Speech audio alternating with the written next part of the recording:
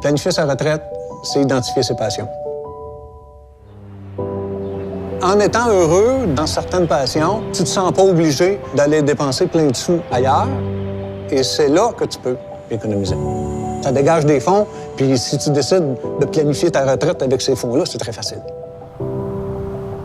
Au quotidien, la retraite, j'y pense pas vraiment. J'ai toujours travaillé pour des entreprises avec des fonds de pension, donc je pense que je suis en bonne posture. Mais en même temps, en bout de ligne, je me demande est-ce que je vais en avoir assez. C'est toujours en arrière, là, juste ici, puis ça fait son chemin. Là. Daniel? Oui. Puis de rencontrer quelqu'un qui est rendu à la retraite, qui l'a bien planifié, qui trippe, C'est malade. c'est super inspirant. Là. C'est peut-être venir voir c'est quoi la recette là, du succès là, dans ce sens-là. Tu vas t'asseoir en avant? C'est pas moi qui va conduire, là. Puis comme je dis toujours, le plus grand danger en plein air, c'est d'aimer ça. Ça fait 2 ans là, que je m'amuse avec ma bébé. J'en prends soin moi-même. Que ce soit quand tu es au travail, que tu es à la retraite, et à un moment donné, il faut que tu choisisses qu'est-ce que tu as vraiment envie de faire et tu te concentres là-dessus. Il y a un comptable célèbre qui dit « J'en ai-tu vraiment besoin? » mais moi, je dis que quand tu réponds non, il y a une deuxième question à se poser. Ça me fait-tu vraiment plaisir, par exemple? Si la réponse est oui, tu le fais.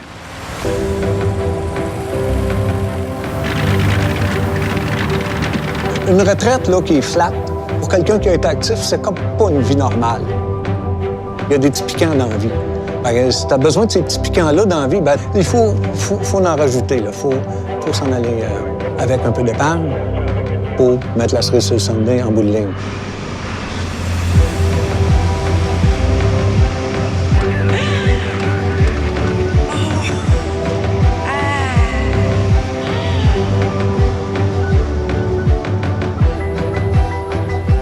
Son terrain de jeu, il est à 3000 pieds dans les airs.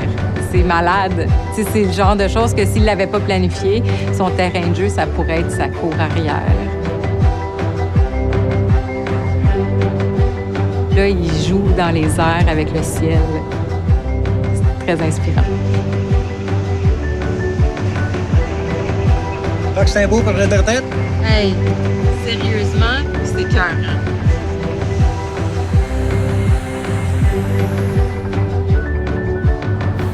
Le plus grand conseil là, avec lequel je repars, c'est de jamais lésiner sur tes passions. Tu peux pas profiter de tout. Choisis les choses qui sont vraiment pertinentes, puis économise sur le reste.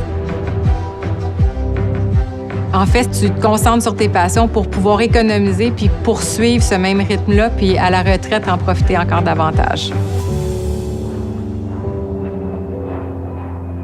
C'est sûr que je veux triper comme Daniel. Je veux son planeur, je veux la cerise sur le sundae, je veux tout.